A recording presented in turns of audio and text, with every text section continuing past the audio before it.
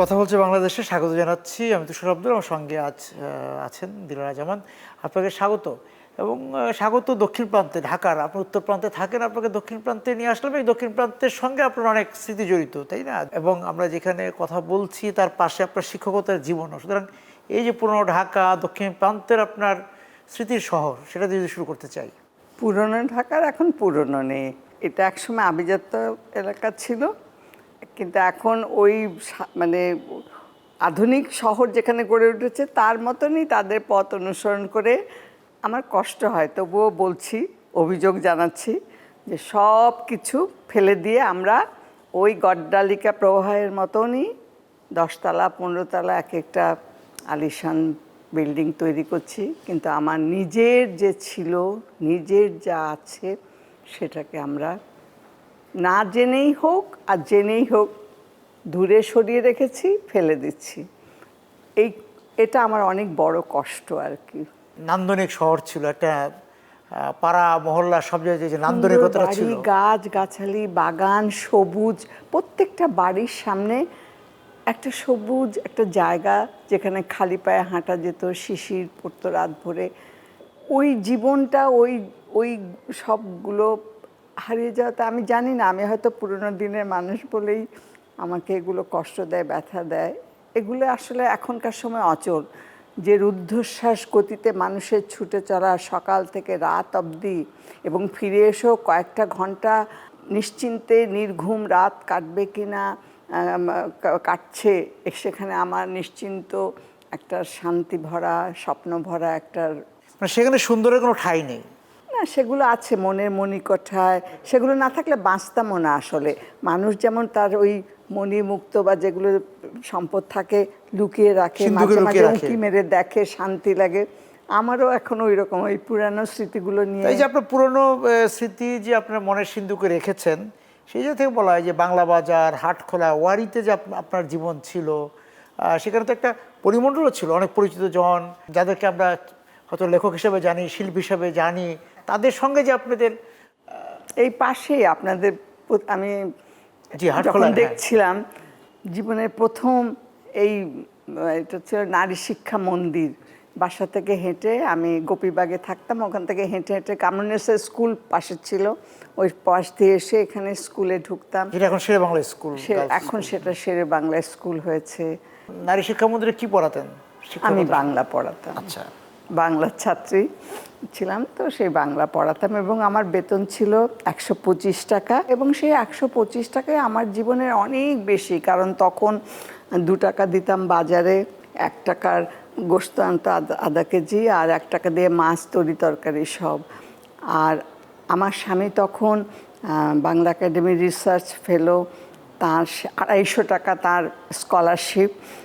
একবেলা দুপুরে কোনো মতে খাই, রাত্রে 2টো পরোটা, একটা ডিম ভাজা এনে 1 টাকা দিয়ে ওগুলো হয়, এনে দুজন ভাগ করে খাই। এই যুদ্ধ ভরা জীবনের মধ্যে ওই 125 টাকা যেন একটা মানে বিরাট আশীর্বাদের মতো পেয়েছিলাম আর কি। পরে অবশ্য আমি 1 বছর পরে বললাম যে ঠিক আছে, আমি যখন শিক্ষকতাই করব, তখন তার এইসব আমার নাটক বা এইসব চিন্তাও করিনি মাথার মধ্যে, যে এটাকে একদিন পেশা হিসাবে নিব এবং আমি ভালোভাবেই বাঁচতে পারবো এর উপর নির্ভর করে। তো সেই আবার তখন আমি আবার বিএডে ভর্তি হয়ে গেলাম আর কি। বিএড পাশ করলাম, তারপরে আমার স্বামী ভালো চাকরি হলো, উনি রিসার্চ ছেড়ে দিয়ে চলে গেলেন ময়মনসিংহে।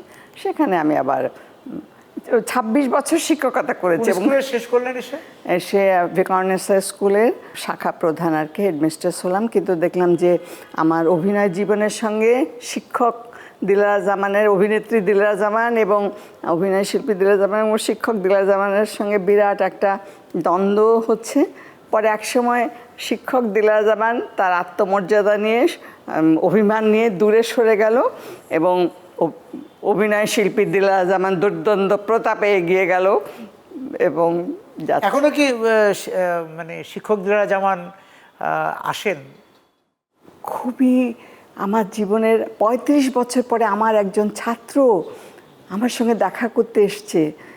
আমার যে কী ভালো লেগেছে, সে পায়ের কাছে, আমার মনেই নাই ওর চেহারা আমার কাছে এতটুকু, কিন্তু এখন সে চুল টুল পেকে গেছে। যে নিজেকে তখন একদম এত অহংকার গর্বে ভরে যায়।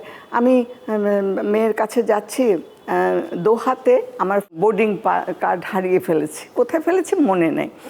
আমার তো অস্থির। তারপরে একটি ছেলে বলছে, আমার ম্যাডাম আমি আপনার ছাত্র ছিলাম, আমি না দেখছি এরকম পোশাক পরা। আমি বলছি বাবা আমার বোর্ডিং, আপনি বসেন। সে আমাকে ধরে নিয়ে চা খাওয়ালো, বললো আপনার কোনো চিন্তা নেই। এই যে আনন্দ যে আমি শিক্ষক, এখনও অনেকে যে আমি আপনার ছাত্র ছিলাম, আমি আপনার ছাত্রী ছিলাম, এটা যখন বলে না এত ভালো লাগে যে আমি।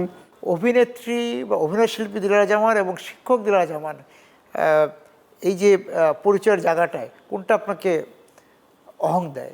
আমি যখন রাস্তা দিয়ে যাই, দাদি ভালো আছেন, দোকানে যাচ্ছে কিছু, দাদি কেমন আছেন, আপনার ওই ছবিটা দেখলাম, ওই নাটকটা দেখলাম।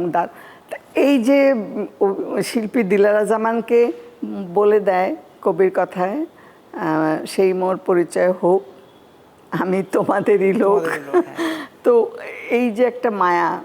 আবার যখন শিক্ষক দিলারা জামানকে পরিচয় দেয়, আপনি আমার ম্যাডাম ছিলেন, তখন আরেকটা আনন্দ। আসলে আমার মনে হয় সহোদরা বোন দুজন, কেমন কেউ কাউকে ফেলতে পারবে না। মাঝেই সহোদরা আছেন, একটা আমরা যেটা বলি টুইন। গোপীবাগ থেকে কোন এলাকায় গেলেন আপনি বাড়ি ছেড়ে? গোপীবাগ থেকে আমার স্বামী তখন রিসার্চ ছেড়ে দিলেন, তাও তার গাইডের সঙ্গে, তিনিও এক লেখক মানুষ, তো একটা খুব আত্মাভিমান এবং তো কী যেন আমার মানে অল্প কিছুদিন ছিল, থিসিস সব শেষ করবেন, মন খারাপ করে উনি, আমি তো মাঝে মাঝে তাকে খেপাতাম হাফ ডক্টরেট, আর বলতাম যে হ্যাঁ এইসব চাকরি টাকরি, আজকে সুন্দর একটা বিশ্ববিদ্যালয়ে প্রফেসর হতো, কি সুন্দর স্বাধীন জীবন, সরকারি চাকরি একটা বাধা ধরা নিয়ম, আমি অত পছন্দ করতাম না। তো যাই হোক, তো উনি ছেড়ে দিয়ে চাকরিতে ঢুকলেন এবং আমরা বদলি হয়ে গেলাম ময়মনসিংহে আর কি। তো তখন আবার এর মধ্যে আবার টেলিভিশন চালু হয়ে গেল 1964 সালে ডিসেম্বরে টেলিভিশন শুরু হয়, তখন পাকিস্তান টেলিভিশন, এবং ছোট্ট এতটুকু একটা স্টুডিওর মধ্যেই সব কিছু, এবং ডাইরেক্ট টেলিকাস্ট হচ্ছে, হ্যাঁ রেকর্ডের কোনো ইয়ে নাই, সব খুব ডিআইটি থেকে। হ্যাঁ ডিআইটি এখন সেখানে ছোট্ট একটা স্টুডিও, ওইখানেই সব ওই স্টেজ ড্রামার মতো, স্টেজ ড্রামাতে তাও পাশের থেকে একজন প্রম্পট করে বলে দিতে পারে, এখানে সেই সুযোগও নেই। সেই রীতিমতো যুদ্ধ করা, এবং লাইট টাইট সব এক হাত দূরে সরে গেলে আউট অফ ক্যামেরা, এইগুলো একরকম অবস্থা। টেলিভিশনকে মানে আমরা ঠাট্টা করে বা রঙ্গ করে বোকা বক্সও বলি, তো সেই জায়গায় যে আপনি কতটা বোকা হন, একটু বিরতি থেকে ফিরে এসে সেই গল্প শুনি, টেলিভিশনের গল্প। আমরা একটা বিরতিতে যাচ্ছি দর্শক, কথা হচ্ছে বাংলাদেশে, আমরা বিরতিতে যাচ্ছি।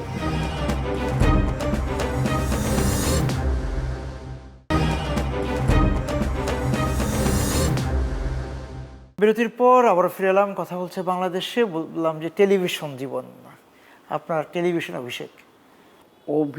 হ্যাঁ এখন বলা যায় অভিষেক। তখন তো আমার বাসায় শহীদ কাদরী একজন ছিলেন, মারা গেছেন শহীদ কাদরী, উনি তখন টেলিভিশনে, উনি জামান আলী খান ছিলেন, আমাদের আজমেরি জামান রেশমা তার স্বামী, এরকম এরা আমার স্বামীর আবার খুব বন্ধু। মানে একদিন আমি গোপীবাগে থাকি, তো জানে যে আমি যখন বিএড পড়ি, এমএড পড়ি, তখন আর রেডিওতে একটু নাটক করি, জানতেন যে আমি অভিনয় তারপরে এসে বলেন কি ভাবিকে একটু দরকার একটা, আমরা টেলিভিশনে নাটক, না পারবো না, বলে না কিছু হবে না, চলেন। যেহেতু মঞ্চে কাজ করেছি আমি ইউনিভার্সিটিতে, আমরা ডাকসু নাটক করেছি, তারপরে অন্য সময় শিক্ষা সপ্তাহ উপলক্ষে, তো সেই জন্য একটু সাহস হচ্ছিল। কার নির্দেশনা করেছিলেন? মোস্তফা মনোয়ার? না, ওটাতে ছিলেন আতিকুল হক চৌধুরী মনে হয়। এটা আমার প্রথম নাটক। আমি আজমেরি জামান, আমরা যমজ বোন হয়েছি। লিলি চৌধুরী ছিলেন স্ত্রী, উনি আমাদের মা, আর সিডনি ভাই, হ্যাঁ আহসান সিডনি, উনি আমাদের আর কি, আমাদের দুজনের পছন্দের। আজমেরি ছিল একটু বহির্মুখী আর কি, এক্সট্রোভার্ট আর কি, চঞ্চল, কত ডেয়ারিং। আমি একটু নম্র, চুপচাপ থাকি। তো ওর আমার সঙ্গে একটা ব্যাপার নিয়েই হচ্ছে তো ওর যত দিন রিহার্সাল করেছি হ্যাঁ রাগটাগ করে সে চলে গেছে। উনি লিলি চৌধুরী উনি দাঁড়িয়ে আছেন, আমাদের দুজনকেই বোঝাচ্ছেন টোঝাচ্ছেন। তা হাজব্যান্ড রাগটাগ করে কথার ডায়লগ বলে যাওয়ার সময় একদম ধাক্কা দিয়ে পাশে সাইড টেবিলটা ছিল এমনি করে ধাক্কা দিয়ে ফেলেছে পা দিয়ে, ওটা এসে পড়েছে আমার পায়ের উপরে। আমার যে শেষ সংলাপ ছিল সেটা আর আমি ভুলে গেছি, এরকম পুরো পায়ের পরে পড়েছে, কি করব ওইখানে আর কি নাটকটা শেষ করতে হলো। পরে আতিকুল হক ভাই বলকে আপনি ভুলে গেছেন না। তারপরে অনেক চরিত্রে অভিনয় করেছেন, হ্যাঁ, কিন্তু ওই যে অমের যে চরিত্রটা, হ্যাঁ, সেটাও তো লোকজন আপনাকে, সেটা আমি একদম মানে একটা রীতিমতো চ্যালেঞ্জ বলা যায়। তখন তো আমার বয়স কম আরও কিন্তু ওই রকম একজন বৃদ্ধা এবং দুর্ধর্ষ মহিলা যিনি একদিন সমস্ত তার জমিদারি চালাতেন, কেমন, কারণ আমার ছেলে সে বহির্মুখী একজন ছেলে, তার এসব বিষয় সম্পত্তি এগুলির প্রতি কোনো আকর্ষণ নেই, দেওয়ানা টাইপের। তো সেই মা এবং স্বামী জমিদার, তো স্বামী অল্প বয়সে বিয়ে হয়েছে, স্বামী তাকে রেখে রেখে একা ঘরে ওই গান টান বাজিয়ে এসব নিয়ে থাকতো আর কি। তো একদিন আড়াল করে এরকম ঘুঙুরের শব্দ শুনে গিয়ে দেখে যে এরকম খুব বিয়ে হোক, স্বামী খুব মৌজে আছে আর কি। তো ওই দেখে তারপর থেকে নীরবে কাঁদতে কাঁদতে আমার চোখ অন্ধ হয়ে গেছে, আমি জন্মান্ধ না। সেই একটা চরিত্র করা, এবং তিনি পায়ের শব্দ শুনে বুঝতে পারেন, হ্যাঁ, এত সেন্সিটিভ যে কে আসছে কে যাচ্ছে। তো ওই রকম একটা চরিত্র করতে গিয়ে আপনি বুঝছেন আমাকে মানে কী রকম যুদ্ধ, মানে রীতিমতো। হুমায়ুন ভাই তো উনি এমন ছিল যে সংলাপের শব্দ আমরা আমাদের সুবিধার জন্য আমরা করি, আগে পিছে করে ফেলি একটা শব্দ বা এদিক ওদিক, কিন্তু সেটা যে অর্থ অন্য হয়ে যায় তখন এটা তো ঘিলুতে আসেনি। আর উনি সেই শব্দ এদিক থেকে ওদিকে, যেটা লাস্ট শব্দ শেষে আছে ওটা শেষেই থাকবে। পরবর্তী সময়ে আমাকে সবসময় ওই রকম রাগী বদরাগী একটা চরিত্র। আমি সেই প্রশ্নটা করতে চাচ্ছিলাম যে আসলে আপনার তো নিজস্বতা একটা আছে, আপনার চরিত্রের নিজস্বতা আছে, সেই জায়গায় কি মানে আপনি কি ওরকমই? অভিনয় সেটা একটা আল্লাপাক গুণ দিয়েছে, সেটা একরকম। কিন্তু ব্যক্তি জীবনেও যেখানে গেছি সবাই ভেবেছে আমি ওরকম রাগী। ইভেন আমার, হ্যাঁ, রাগ আপনাকে কেউ অপমান করলে বা কিছু একটা উল্টাপাল্টা দেখলে আপনার রাগ হবে না, এটা তো স্বাভাবিক। হ্যাঁ, এখন কারো রাগটা একটু কম, কেউ একটা সেটা প্রকাশ করে ফেলে, সেটা তখন বলে হ্যাঁ লোকটা খুব রাগী, কিন্তু অনেকে ভেতরে চেপে রাখে তারপরে সেটা অন্যভাবে প্রকাশ করে, সেটাও একটা ব্যাপার। তো আমার বড় মেয়ে যখন বিয়ে হয় তো আমার জামাইকে তার বন্ধুরা সবাইকে, এই তুমি তানিরাকে বিয়ে করছো, তোমার শাশুড়ি কেমন রাগী তোমরা তুমি বলকে তোমরা গিয়ে দেখো উনি কেমন রাগী না রাগী। আমার আরেকটা মানে স্মরণীয় ঘটনা আমার জীবনে, আমি তখন শাহিনী স্কুলে চাকরি করি, কেমন। তো আমি একদিন ক্লাস থেকে বের হয়ে বারান্দায় গেছি, দেখি ছোট্ট একটা ক্লাস 2-এ পড়ে এরকম মেয়ে বাচ্চা সামনে যে দাঁড়িয়ে আমার মুখে, ম্যাডাম আপনি টুনিকে এত বকেন কেন, এইসব দিন রাত্রি তখন যাচ্ছে, হ্যাঁ, আপনি এরকম বকেন কেন।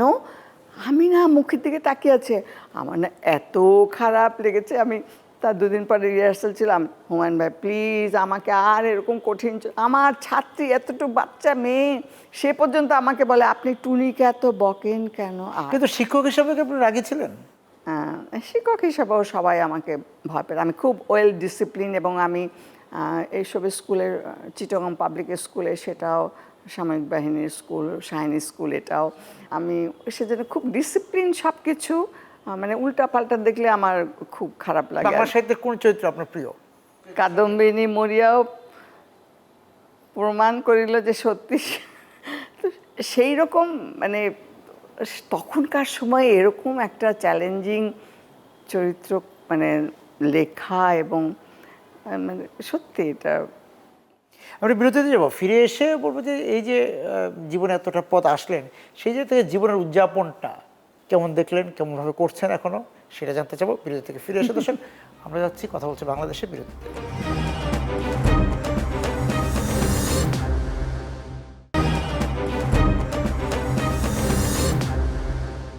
বিরতির পর আমরা ফিরে এলাম, কথা বলছে বাংলাদেশে। বলছিলাম যে আমরা, মানুষ বলে যে প্রবীণ, বার্ধক্য, এই জায়গা থেকে নিজেকে গুটিয়ে নেওয়া, অবসর জীবন, সেই সময়টায় যখন মানুষ নিজেকে একটু ডামার রোল থেকে সরে রাখে, সেই জায়গাতে আমরা দেখতে পাই যে মডেল দিলারা জামানকে।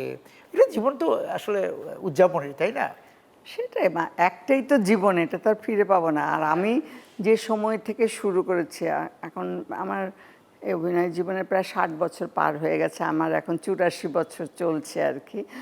তো এই জীবনে যখন আমার প্রচণ্ড শক্তি ছিল, কাজ করার সাহস ছিল, কিন্তু তখন এত সুন্দর সুন্দর চরিত্র বা এই ধরনের কাজ করার সুযোগ আসেনি। কেমন যেমন একটা কাজ আমি মানে এত মন খারাপ লাগে, সেই কাজটা পানিতেই জীবন, মেয়েটি তার সংলাপগুলো বলছে যখন, প্রায় আমি বললাম, আমি পরে ওদের কাছে ক্ষমা চেয়ে নিলাম। আমাকে ওইগুলো কাজ করতে গেলে আমাকে 2 ঘন্টা 3 ঘন্টা নদীর মধ্যে দাঁড়িয়ে সংলাপ দিতে হবে, করতে হবে। আমি বললাম যে না, আমি অসুস্থ হয়ে পড়বো, আমি পারবো না। তো এই যে কষ্টটা, এখন এত কাজ করতে ইচ্ছে করে, কাজ পাই ভালো ভালো, কিন্তু শরীর মন এগুলো পারমিট করে না। আর এই সময় আমার মনে হয় কাজ করি দেখে ভালো আছি, সবার সঙ্গে থাকি। বিশ্রামের কথা মনে আসে না যে বিশ্রাম তো আছেই, এখন তো আর আগের মতো অত কাজ করতে পারি না, তারপরেও আর এখন তো অনেক গোছানো হয়েছে এই মিডিয়ার এই জগৎটা। আগে তো শুরু হতো হয়তো ওল্ড টাউনে কাজটা করতে গেছি, এত হাজার হাজার লোক এসে মানে ওদের বাড়ি প্রায় ভেঙে পড়ে এরকম অবস্থা।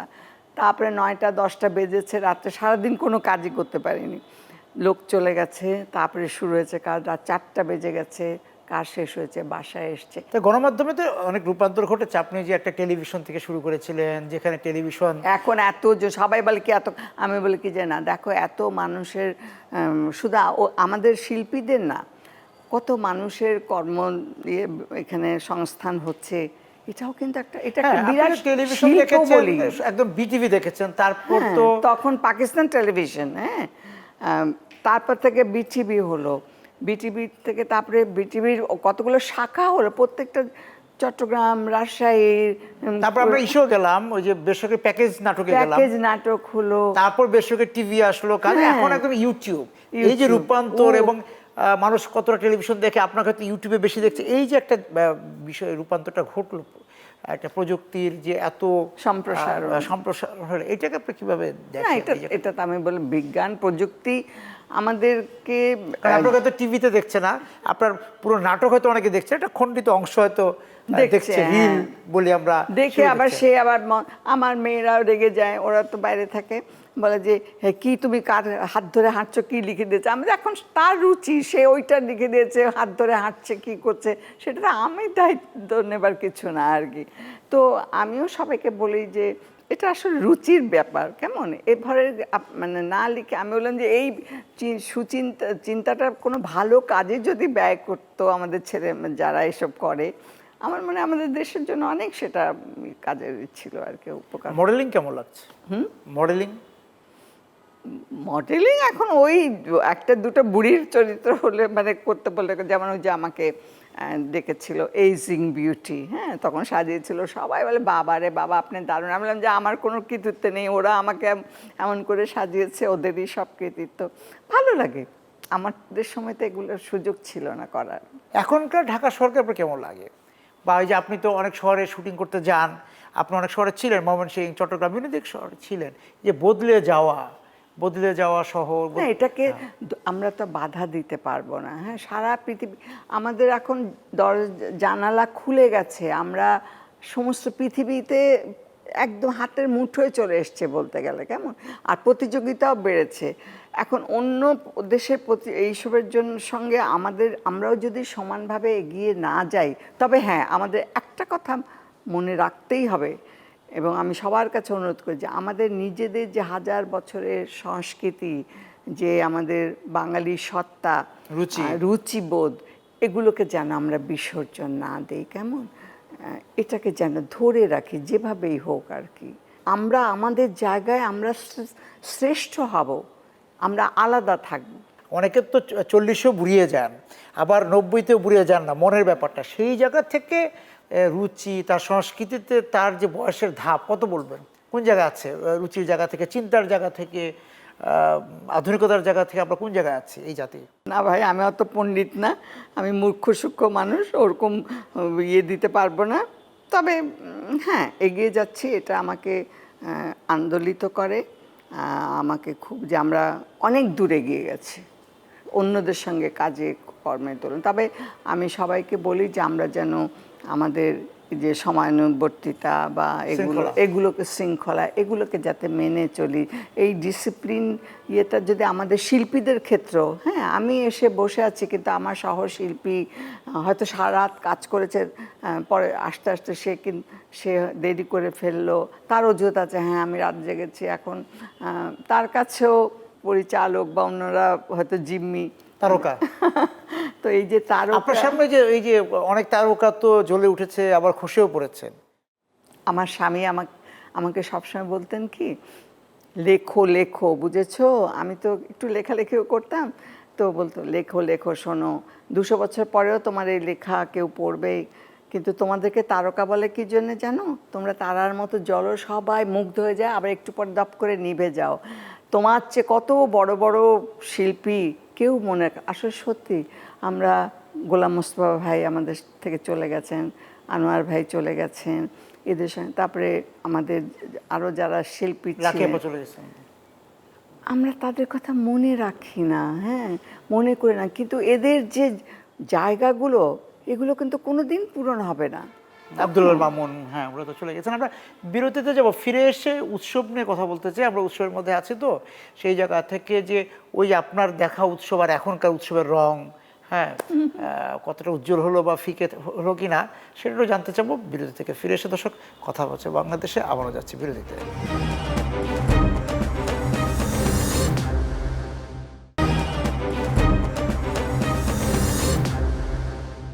বিরতির পর আবারও ফিরে এলাম, কথা বলছে বাংলাদেশে। বলছিলাম যে উৎসবের রং, উৎসব, আপনার ছোটবেলা, আপনার তারুণ্যের সময় উৎসব এবং আজকের উৎসব কি দেখেন? আমি উৎসবকে আসলে উদযাপন করতে কি ভুলে গেলাম বা নতুনভাবে কি শিখলাম? রূপান্তর নিয়ে কথা হচ্ছিল, সেই জায়গা থেকে যদি আপনি একটু বলেন। উৎসব তো একটা খুব আনন্দের ব্যাপার, তো এখন সেটার সঙ্গে যোগ হয়েছে দেখানো, আচ্ছা, হ্যাঁ, এবং লোক দেখানো। আমি মনে করি যে আমার এটা আছে, ওটা আছে, এগুলো যত দেখাতে পারি ততই যেন আমার আনন্দ। এটা ঠিক না। উৎসব তো একটা সার্বজনীন ব্যাপার, সবার জন্য একটা আনন্দ। আমি একটা অভুক্ত মানুষকে একটু যদি পেট ভরে একটু কিছু খেতে দেই, তার যে আনন্দটা এবং সেই আনন্দটা আমার ভেতরে যে আনন্দ, এটা রূপ আলাদা। কিন্তু আমি একটা জামা পরে এমনি করে দেখাচ্ছি, সেই আনন্দটা কিন্তু সেটা উৎসবের মধ্যে আমি কখনোই, মানে প্রদর্শনটা আনন্দ না। কিন্তু আমি দুঃখের সঙ্গে বলি যে এখন হয়তো সময় এসছে ওই রকমই সব দেখানো, দেখিয়ে বেড়ানো। এবং আমি 5টা জামা এবং সবচেয়ে ভালো জিনিস কিনেছি, সেটা কতক্ষণ মানুষকে দেখাবো। এই যে একটা প্রতিযোগিতা, এটাকে হয়তো আমি আগের দিনের মানুষ বলেই বুঝতে পারি না। আমাদের এই সব জিনিসগুলো আমাদের জীবন থেকে হারিয়ে গেছে, কারণ আমরা একটা পরিবারগুলো সব একত্রে ছিলাম, সংসারে একজন রোজগার করতো, 5 জন সেটা কিন্তু এখন আমি করছি, এটা আমার, আমি এটা ভাগ কাউকে দেব না। এই যে একটা বিচ্ছিন্নতা এবং আমার যে ব্যাপারগুলো, এগুলি আমাদের জীবনকে এবং আমাদের সত্তাকে, আমাদের সংস্কৃতিকে এবং উদযাপনের যে আনন্দটা, এটাকেও আমার মনে হয় যে অনেক ম্লান করে দিচ্ছে।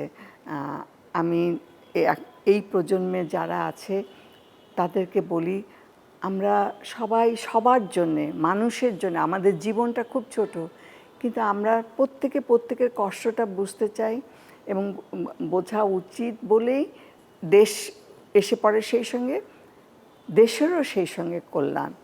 কারণ খালি আমাকে নিয়ে থাকলে তো আসলে দেশের কথা আমি চিন্তা করতে পারি না, ব্যক্তি সুখটাই সবচেয়ে বড় হয়ে যাবে এবং ব্যক্তি সুখের মধ্যে যে ব্যাপ্তিটা, সেটা পাই না আর কি। আমি অনেক বড় কথা বলছি না, আমি নিজে যেটা অনুভব করি আমার, সেটাই আমি করতে চেষ্টা করি এবং আমার জীবনে সেটা আমি নিজে যেটুকু সঞ্চয় থাকে, আমার যেটা বাড়তি মনে হয়, যেটা আমার দরকার নেই, আমি এটুকু হলে আমার চলবে, আমার এই মাসটা চলবে, আমি সেই বাড়তিটা অন্য কারো কষ্টটা, কোনো অভাবটা, কারো পরীক্ষা ফি দিতে পারছে না, আমি চেষ্টা করব। এবং এইভাবে যদি সবাই চিন্তা করে, তাহলে এই আনন্দটা ভাগ করে নেওয়া যায়। সার্বজনীন উৎসবটাই প্রতিদিনের উৎসব হতে পারে, একদিনের না। একদিনে। তো উৎসবের সঙ্গে তো রান্নার একটা সম্পর্ক। তা আপনি আপনার প্রিয় খাবারকে আপনি কি নিজে তো রান্নাও করেন, ছেলে মেয়েদের জন্য করেন? আমি নিজে রান্না এখনো করি নিজে। আমার ছেলে আছে প্রিয় একটা। রান্না কি, মানে উৎসবের রান্না বা প্রতিদিনের রান্নার মধ্যে তো থাকে হ্যাঁ, তো উৎসবের রান্না তো আলাদা থাকেই বাঙালিদের। মানে আপনার প্রিয় আমি প্রতিবারে একটু ঘন দুধ দিয়ে দুধ সেমাইটা করি, তারপরে একটু ফলের সালাদ ইয়েটা করে রাখি, মিক্সড ফল দিয়ে, যে যদি মিষ্টি খেতে না চায় ঠিক আছে এটা খাও।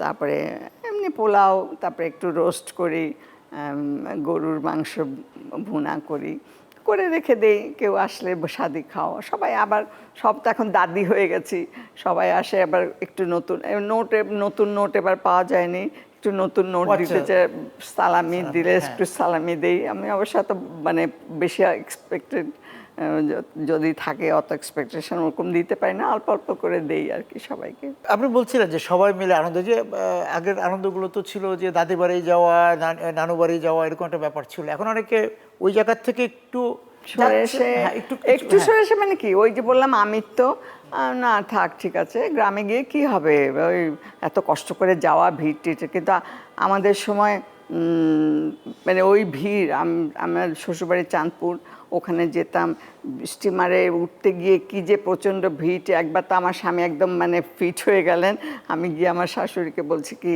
এত ভিড় এই অবস্থার মধ্যে কিভাবে, উনি তো বলে কি হ্যাঁ বড় লোকদেরই যত ফিট হওয়া এই হওয়া, গরিব মানুষ ঠিকই কষ্ট করে ঝুলতে ঝুলতে যায়। তো আমি তারপরে আর কোনো ওনার মনে কষ্ট দেইনি। তো ঈদের এইসব আনন্দগুলোকে আসলে আমরা ওগুলো ওই কষ্টটা কিন্তু সবার মিলিত হওয়ার মধ্যে আনন্দ। সবাই যে সকালবেলা এসে নামাজ পড়তে যায়, এসে একসঙ্গে খায়। এখন না চলো বাইরে যাই, কোথাও ঘুরে আসি, বা দেশেই থাকলাম না, এটাকে আমি ইয়ে করি না আর কি। ওই রকম করে ওখানে সমুদ্র দেখা, গাছ দেখা, পাহাড় দেখা, আরেক দেশে গিয়ে অপরিচিত মানুষের সঙ্গে না, আমার দেশ আমার মানুষ, এদের কষ্টের সঙ্গে আমিও কষ্ট করি, এটাই আমি সবসময় ইয়ে করি, প্রেফার করি আর কি। তো এই যে মানে আপনার কাছে মনে হয় যে গত 54 বছর বা এই যে এত বছরেই যে আমাদেরকে যে সচ্ছলতাটা আসলো, সেই সচ্ছলতাই আমাদেরকে একটু এই শেকড় থেকে বিচ্ছিন্ন করলো? অবশ্যই, এটা বাধ্য হতে। পাশ্চাত্যের ভালো দিকগুলো আমরা কম নিয়েছি, এইসব দিকগুলো আর কি। পরিবার থেকে বিচ্ছিন্ন হয়ে যাওয়া, একাকী জীবন, বুড়ো হয়ে গেল, ওদের 18 বছর হলে যাও কাজ করে খাও, হ্যাঁ বাবা মা। কিন্তু আমাদের বুড়োকালে ওই আমার মতো বহু মা আছে যাদের বাচ্চারা দূরে থাকে, বিদেশে থাকে, বড়িটা রেখে দেই। আমাদের দেশে এখন তো পাওয়া যায় না, টক বড়িটাকে শুকিয়ে রেখে দিয়েছি, আম রেখে দিয়েছি যে আসলে খাবে আমার মেয়েরা। তো এরকম অনেক কিছু আর কি। অনেকে তো মানে আপনার অনেক সহকর্মীও কিন্তু তার সন্তানদের কাছে, যে আমরা যেটাকে পাশ্চাত্য বলে উন্নত দেশ বলে, দেশের বাইরে চলে গিয়েছেন। আমিও চলে গেছি, আমাকে নিয়ে গেছিল আমার মেয়েরা, কিন্তু আমার ওদের ওই রকম নিঃসঙ্গ জীবন, সারাদিন চলে যায়, একটা মানুষ নেই, একটা কাউকে দেখি না রাস্তায়, তারপরে পাশে থাকলেও কথা বলে না, হ্যাঁ সবাই তার আলাদা, তাকালাম হাসলো, তারপরে আবার তাকালাম হাসলো। তো এইরকম একটা, আমাকে পাশে আমি একটা রুটি আনতে যাই, দোকানদার বলে কি দাদি ভালো আছেন, এই যে কথাটা বলছে, হ্যাঁ। তো এটাই তো আমার এই শেকড়ের টান, শেকড়ের মায়া, এটা ছেড়ে আমি এর চেয়ে বড় ঈদ আর হতেও পারে না। সেটাই। আপনাকে অনেক ধন্যবাদ এবং ঈদ মোবারক আজকে আমাদের সঙ্গে যোগ দেওয়ার জন্য। দর্শক যারা ছিলেন আজকে কথা বলছে বাংলাদেশের সঙ্গে, আপনাদেরকে ধন্যবাদ জানিয়ে শেষ করছি। আজকে কথা বলছে বাংলাদেশ। শুভরাত্রি, ঈদ মোবারক।